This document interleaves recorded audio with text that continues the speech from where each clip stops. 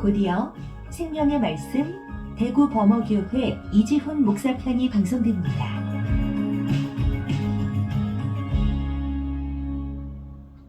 안녕하세요.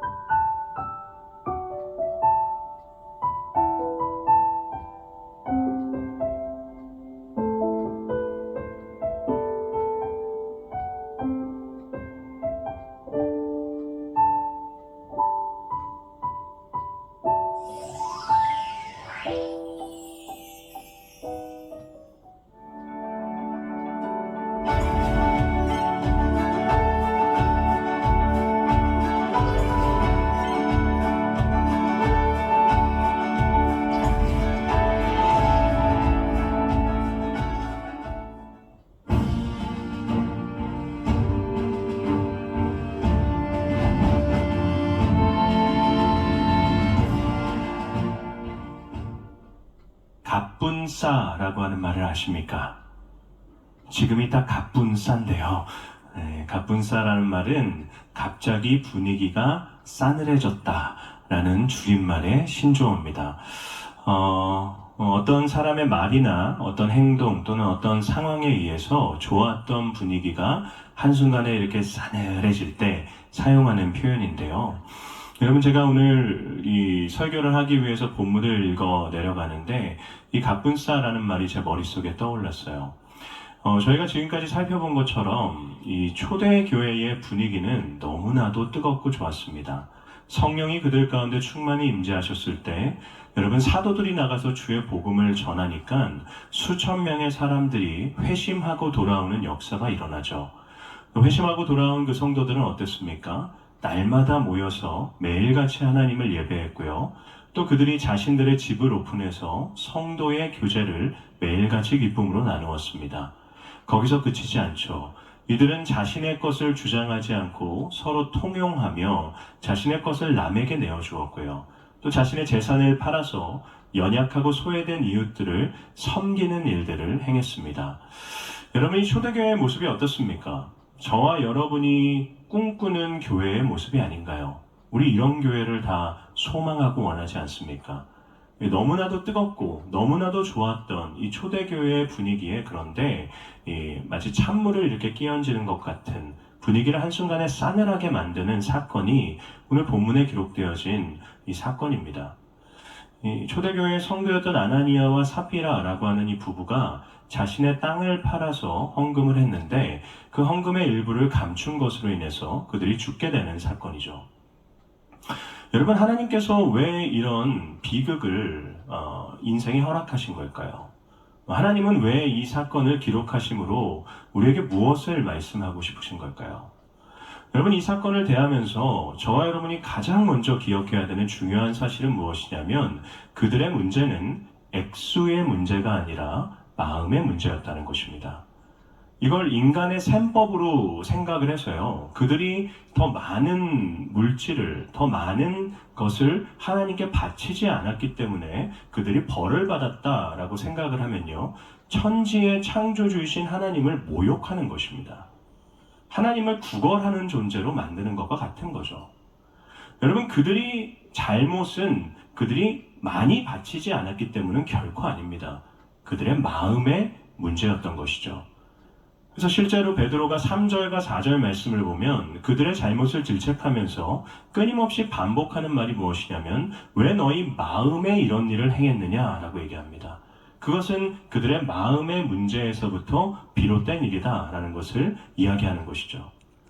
여러분, 아나니아와 사피라는 도대체 어떤 마음을 품었기 때문에 하나님으로부터 이런 벌을 받은 걸까요? 오늘은 성도님들과 함께 이 아나니아와 사피라의 마음의 문제를 좀 함께 살펴보고자 합니다. 우리가 가장 먼저 이 본문을 대하면서 생각해 봐야 되는 것은 왜 아나니아와 사피라가 하나님께 헌금을 드렸는가입니다. 여러분, 한 가지 분명한 사실은 무엇이냐면 초대교회는 결코 헌금을 강요하는 공동체가 아니었다는 거예요. 사도들은 초대교회 성도들에게 너희의 밭이나 너희의 땅을 팔아서 헌금을 하라라고 이야기하지 않았어요.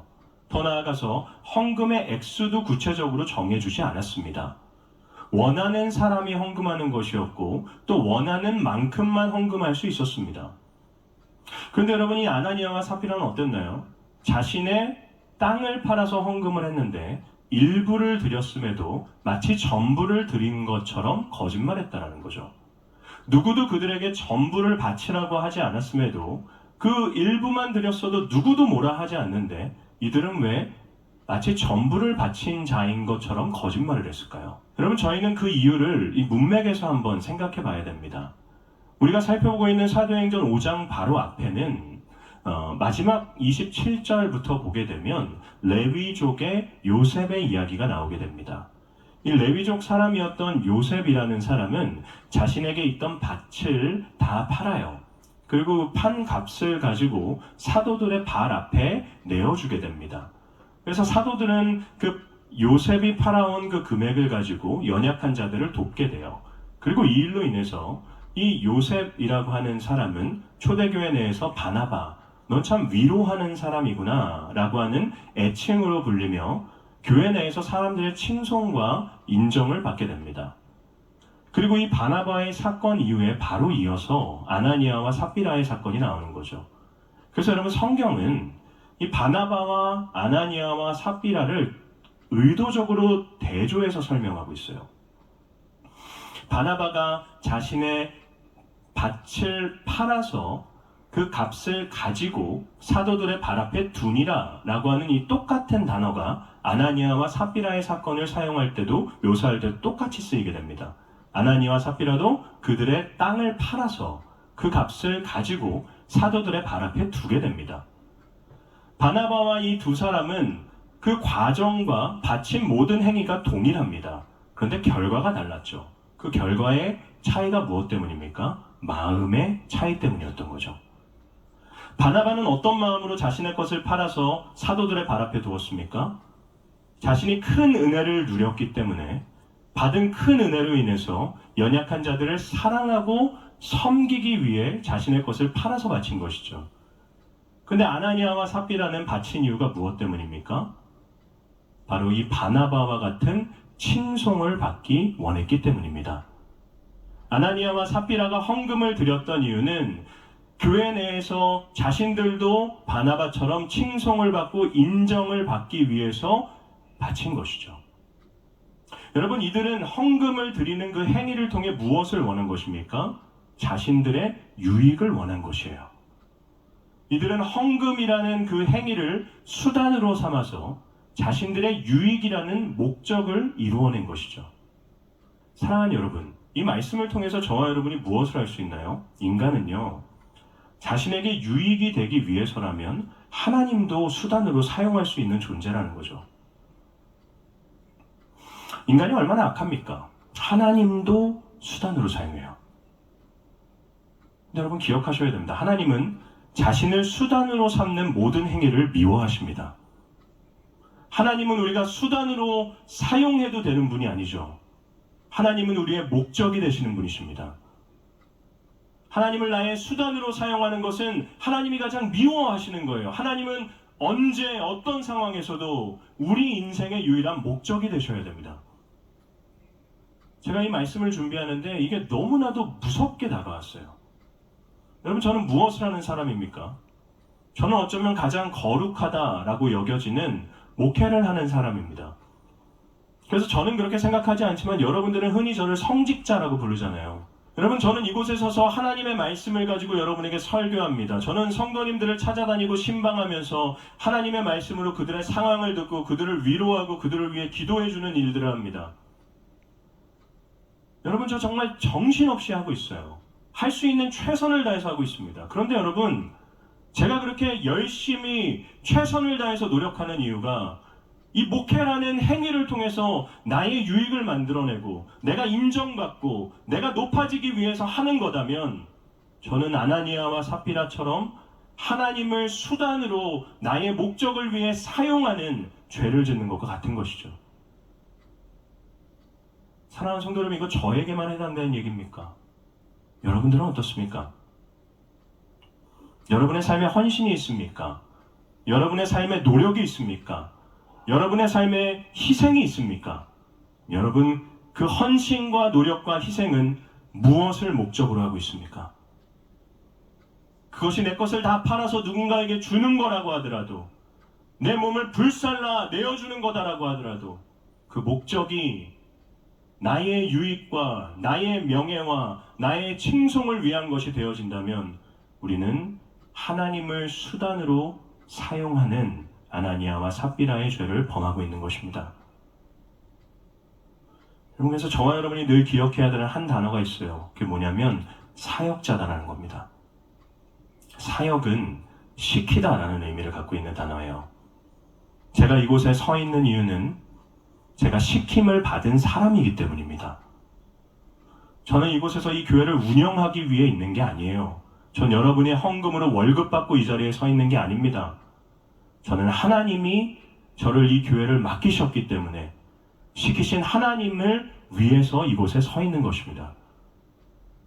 여러분의 일상은 어떻습니까? 저만 사역자입니까? 여러분도 사역자이십니다. 하나님이 한 분 한 분 여러분을 자신의 자녀로 부르셨어요. 그리고 여러분을 여러분의 일상으로 보내십니다. 여러분의 일상의 사역자로 보내셨어요. 그 일상은 여러분을 위해 살아가는 일상이 아니라 시키신 하나님을 위해 살아가는 일상입니다. 사랑하는 성도 여러분, 이걸 반드시 기억하십시오. 우리는 하나님을 사용하는 인생이 아니라 하나님께 사용되는 인생이 되어야 됩니다. 하나님을 사용하는 인생이 아니에요. 나의 유익을 위해서 나의 목적을 이루기 위해 하나님을 수단으로 삼고 그분을 사용하는 인생이 아니라 나를 사용되게 해서 하나님의 유익을, 하나님의 영광을 위해 살아가는 인생이 우리인 줄 믿습니다. 십자가가 무엇입니까? 예수 그리스도의 사용되심 아닌가요?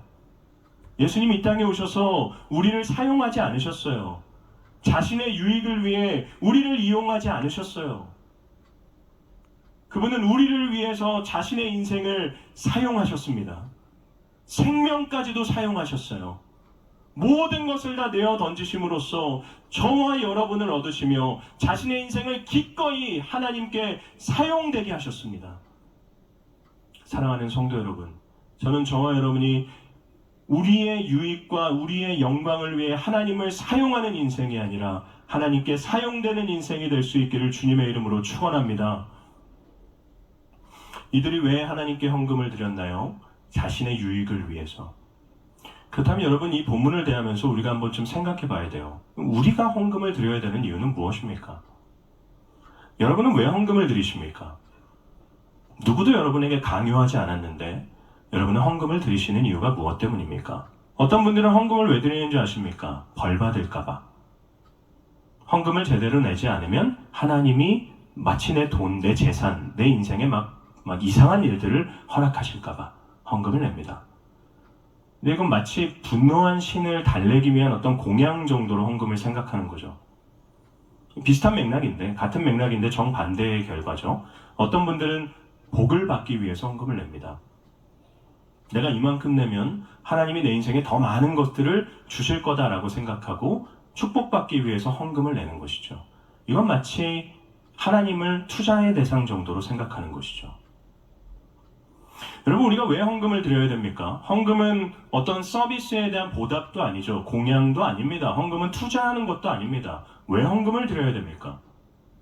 저는 저와 여러분이 헌금을 드리면서 반드시 기억해야 되는 한 말씀이 있다고 생각합니다. 출애굽기 19장 5절의 말씀인데요. 하나님이 이렇게 말씀하십니다. 세계가 다 내게 속하였나니. 이스라엘 백성들을 신의 산으로 부르시면서 말씀하시는 거예요. 온 세계가 다 내게 속했다. 이 말을 쉽게 풀어드리면 온 세계가 다 나의 것이다 말씀하시는 거예요. 세계가 다 하나님의 것입니다. 그 말은 저와 여러분의 인생도, 우리의 삶에 있는 모든 것도 다 하나님의 것입니다. 헌금은 무엇입니까? 헌금은 내게 있는 것의 일부를 내가 하나님께 드리는 게 아니에요. 헌금은 나의 모든 것이 하나님의 것입니다라는 걸 고백하는 것입니다. 여러분, 이 마음으로 헌금을 드리는 거예요. 내가 이 마음으로 나의 모든 것의 주인이 하나님이십니다. 당신이 내 인생의 전부이십니다 라는 마음으로 헌금을 드리면 작은 것을 드려도 그분은 기쁨으로 받으십니다. 근데 이 마음이 없이 다른 마음을 가지고 내가 많은 금액을 드린다고 해도 하나님은 그걸 기뻐하지 않으세요. 왜냐하면 하나님에게 중요하신 것은 액수가 아니라 드리는 자의 마음이기 때문입니다. 여러분, 하나님을 자꾸 구걸하는 분으로 생각하시면 안 돼요. 헌금이 없으면 주의 몸된 교회가 망합니까? 전 그걸 본 적이 없습니다. 여러분, 하나님이 저와 여러분에게 있는 것을 받으셔서 무슨 유익이 있으시겠습니까? 우리가 왜 헌금을 드려야 됩니까? 뭔가 하나님이 필요하셔서가 아니에요. 세계가 다 하나님께 속해 있습니다. 우리에게 있는 모든 것의 주인이 하나님이시기 때문에 드리는 것입니다. 여러분, 그래서 성경이 우리를 청지기라고 불러요. 청지기. 청지기는 주인의 재산을 맡아서 관리하는 사람입니다. 여러분, 잠시 우리의 손에 들어온 것들은 잠시 잠깐 하나님이 우리에게 맡겨주신 것이지 영원히 우리의 것이 아닙니다. 실제로 그렇지 않나요? 고대의 왕들이 죽기 전에 뭘 합니까? 죽을 때 자신의 무덤을 크게 만들고 그 속에 자기가 가지고 있었던 생전에 누렸던 금은보화들을 잔뜩 쌓아놔요. 뭘 표현하는 건가요? 이거 내 거다라는 거죠. 죽어서도 내 거라는 것입니다. 여러분, 시간이 지나면 뭐만 남습니까? 그 금은보화는 그대로 그곳에 남아있어요. 누구의 것이 됩니까? 그 무덤을 발굴한 사람의 것이 됩니다. 저와 여러분이 이 땅을 영원히 살아간다면 우리 손에 쥐고 있는 거 우리의 것이겠죠. 여러분, 우리 영원히 사는 존재가 아닙니다. 잠시 잠깐 우리의 손에 있는 거예요. 그 있을 때 동안 내 거라고 착각하면 안 되죠. 이거 언젠간 내 손에서 떠나갈 내 것이 아닌 겁니다. 하나님이 잠시 잠깐 내 인생에 맡겨주신 것이죠. 그럼 여러분, 청지기로서 저와 여러분은 맡겨주신 하나님을 위해 사용할 수 있어야 됩니다. 그렇지 않으면요, 청지기로서의 역할을 실패하는 것이죠. 본문에 등장하는 아나니아와 삽비라의 가장 큰 잘못이 이거였어요. 이들은 주인을 착각한 것입니다. 여러분, 2절과 3절 말씀을 보게 되면 베드로가 아나니아와 삽비라를 질책하면서 너희가 어찌하여 숨겼느냐라고 얘기해요. 본문에 숨겼다라고 번역되어진 이 단어는 되게 독특한 단어입니다. 신약 성경에 딱 3번 쓰인 단어예요. 2번은 오늘 본문 2절과 3절에서 쓰였습니다. 마지막 한 번은 디도서 2장 말씀에서 쓰이게 돼요. 우리 디도서 2장 9절에서 10절 말씀인데요. 읽어보겠습니다. 시작. 종들은 자기 상전들에게 범사에 순종하여 기쁘게 하고 거슬러 말하지 말며 훔치지 말고 오히려 모든 참된 신실성을 나타내게 하라. 이는 범사에 우리 구주 하나님의 교훈을 빛나게 하려 합니다. 여러분, 본문에서 숨기다 라고 번역되어진 이 단어는 디도서 2장 말씀을 보게 되면 사도 바울이 지금 종들의 태도에 대해서 이야기를 하고 있는 건데, 종들은 주인의 것을 훔치지 말라라고 얘기합니다. 여기서 훔치다로 번역되어진 단어가 오늘 본문에서 우리가 다루고 있는 숨기다로 번역된 단어와 똑같은 단어예요. 그래서 여러분, 오늘 본문을 이렇게 해석해도 돼요. 너희가 어찌하여 숨겼느냐가 아니라 너희가 어찌하여 훔쳤느냐. 성경이 고발하는 아나니아와 삽비라의 가장 큰 문제가 무엇입니까? 주인의 것을 훔쳤다는 것이죠. 그들의 것이 아닌데 마치 그들의 것인 양 생각하며 주인의 것을 훔치고 주인을 속이려고 했던 것이 그들의 죄의 본질이라는 것입니다. 사랑하는 성도 여러분, 이 본문의 엄중한 말씀은 오늘을 사는 우리에게도 그대로 적용됩니다. 저와 여러분은 누구의 것입니까? 우리는 누구의 것입니까? 사도 바울이 고린도전서 6장 19절에서 20절 말씀에 이 질문에 대한 답을 분명하게 얘기합니다. 6장 19절에서 20절 읽어볼까요? 읽겠습니다. 시작. 너희 몸은 너희가 하나님께로부터 받은 바 너희 가운데 계신 성령의 전인 줄을 알지 못하느냐. 너희는 너희 자신의 것이 아니라 값으로 산 것이 되었으니 그런즉 너희 몸으로 하나님께 영광을 돌리라. 사도 바울이 우리가 누구의 것이라고 하나요? 하나님께로부터 받은 하나님의 것이다라고 얘기합니다. 왜 하나님의 것입니까? 값으로 사신 바 되었기 때문에. 우리를 값을 주고 사셨다는 거예요. 무엇으로 값을 주고 사셨습니까? 예수 그리스도의 피값을 주고 사신 것이 우리죠. 그리스도께서 십자가 위에서 죄로 인해 죽을 수밖에 없는 저와 여러분을 위해 그 피를 흘리셨어요. 그리고 다 이루었다. 나는 모든 값을 다 치렀다. 이제 더 이상 너희를 사기 위해 필요한 다른 값은 없다. 내가 이루었다라고 하며 우리를 사셨습니다. 그래서 그리스도를 믿는 그리스도인이 된 순간 이제 우리는 하나님의 것입니다. 예수를 믿기 전에 나는 나의 것이다. 내 인생의 주인이 나다라고 생각했는데 예수를 믿고 난 다음부터는 내 인생은 하나님의 것이구나 라는 걸 깨닫게 되는 거예요. 그리스도인이 된다는 것은 단순히 보다 조금 더 고상한 인생을 살겠다, 도덕적인 인간이 되겠다라는 걸 의미하는 게 아니에요. 나의 소속이 바뀌었다라는 것을 의미하는 것입니다. 그리스도께 속한 자가 되었다라는 게 그리스도인이 되었다는 것의 의미입니다. 소속이 바뀌면 뭐가 바뀝니까? 목적이 바뀝니다. 학생이라는 신분일 때는 공부를 하는 것이 목적이죠. 취업을 하게 됩니다. 공부를 하는 것이 목적이 되면 안 됩니다. 돈을 버는 것이 목적이 돼야죠. 소속이 바뀌었어요. 그런데 목적이 동일하다면 문제가 있는 것입니다. 그리스도께 속한 자가 되었습니다. 그러면 우리의 삶의 목적은 어떻게 돼야 됩니까? 그리스도를 위한 것이 돼야 됩니다. 우리의 삶을 통해 그리스도께서 높임을 받으시는 것, 우리의 삶을 통해 그리스도께서 영광을 받으시는 것, 그것이 그리스도께 속한 우리의 삶의 목적이 되어야 되는 것이죠. 저와 여러분은 종입니다. 하나님이 값을 주고 사신 그분의 종입니다. 종은 주인을 위해 살아갑니다. 종은 주인의 기쁨에 동참하는 것입니다. 저와 여러분은 누구의 것입니까? 우리의 물질만을 말씀드리는 게 아니죠. 여러분의 시간은 누구의 것입니까? 여러분, 시간의 주인은 하나님이십니다. 나의 시간에 일주일의 모든 시간 가운데 1시간은 주님을 위해 드리는데 나머지 모든 시간 다 나를 위해서 쓴다면 우리 시간의 주인이 정말 하나님이십니까? 매일 매시간 교회에 와 있으라는 걸 말씀드리는 게 아니죠. 여러분이 살아가는 모든 시간대에서 주인을 위해 살아가야 되는 것이죠. 여러분의 노력의 주인은 누구십니까? 하나님이십니다. 여러분이 주를 위해 노력하는 것이 교회에 나와서 하는 짧은 시간밖에 되지 않는다면 어찌 주인을 위해 살아간다고 할 수 있겠습니까? 여러분의 재능의 주인은 누구십니까? 하나님이십니다. 여러분에게 있는 모든 재능을 통해 영광 받으셔야 되는 분은 하나님 한 분이십니다. 우리는 이곳에서도 우리가 살아가는 일상에서도 주인을 위해 살아가는 존재들입니다. 제 말씀을 준비하는데 한 여자 선교사님이 떠올랐어요. 제가 너무 존경하는 분이십니다. 이분은 인도네시아의 초창기 선교사님이세요.